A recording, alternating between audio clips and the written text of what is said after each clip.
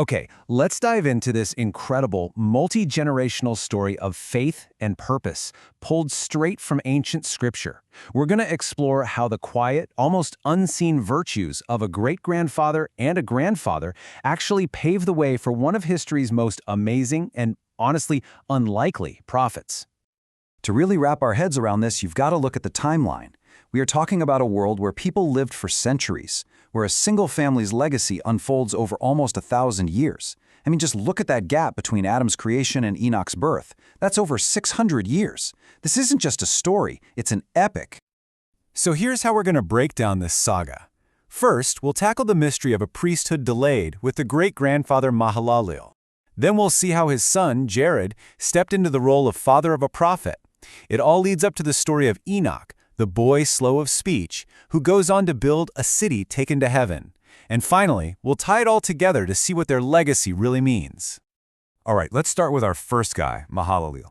His name literally means praiser of God, which is so fitting, because his life wasn't about big, flashy actions. It was defined by this profound, almost unbelievable patience, a wait that teaches us a huge lesson about divine timing. And this right here, this is the central mystery of his life.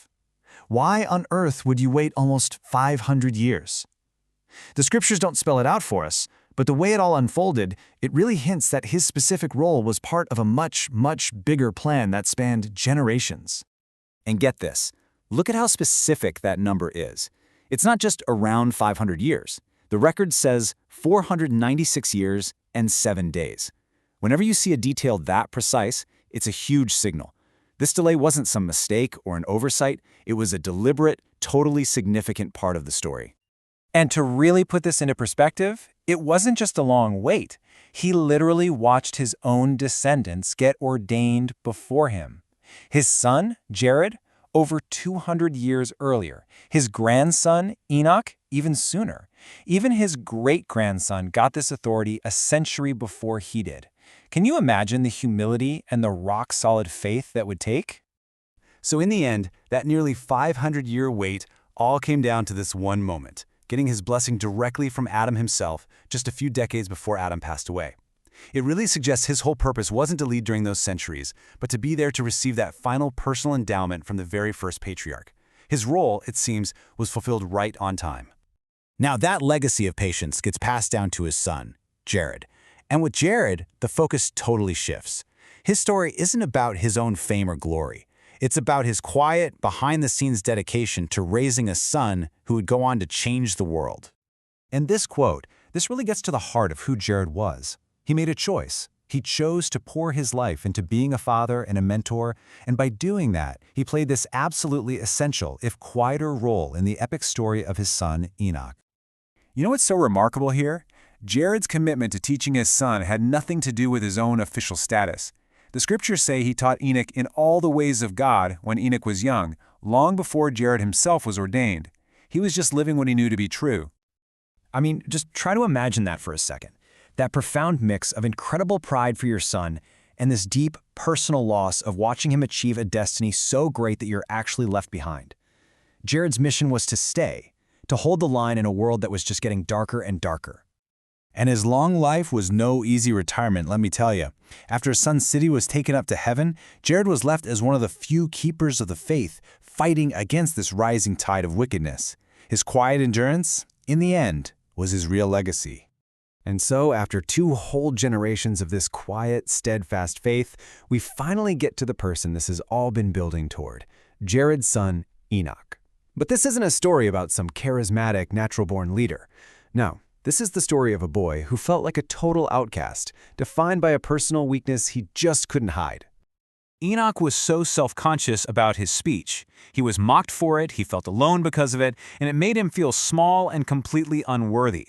And it's this very thing, his greatest weakness, that becomes the stage for his incredible divine calling. And then it happens. He's traveling alone, and the Spirit of God comes down with this direct, overwhelming, and frankly, terrifying command. He's being asked to do the one thing he feels totally incapable of doing, to be a public voice for God. His reply is just so human, right? It's so raw and relatable. He doesn't puff out his chest. He points right at his biggest insecurity. I am slow of speech, and basically asks, Lord, are you sure you've got the right guy? But the Lord's response is just pure power and encouragement. It's not, don't worry, you're a better speaker than you think. It's a promise. Your weakness doesn't matter because my strength is going to be your voice. All you have to do is trust me and walk with me. So this encounter becomes the major turning point. From this moment on, Enoch starts to transform from the boy who was slow of speech into a mighty prophet, and eventually, into the seer who could build a city literally worthy of heaven. You know, the Lord didn't just give him a promise. He gave him a clear, physical path to follow. This simple act of faith, putting clay on his eyes and washing it off, would literally open his eyes to a whole new spiritual reality. And there it is, the complete 180. The boy who was once mocked for how he spoke was now revered for what he could see. His entire identity was redefined, not by his own weakness, but by the divine power that was now flowing through him.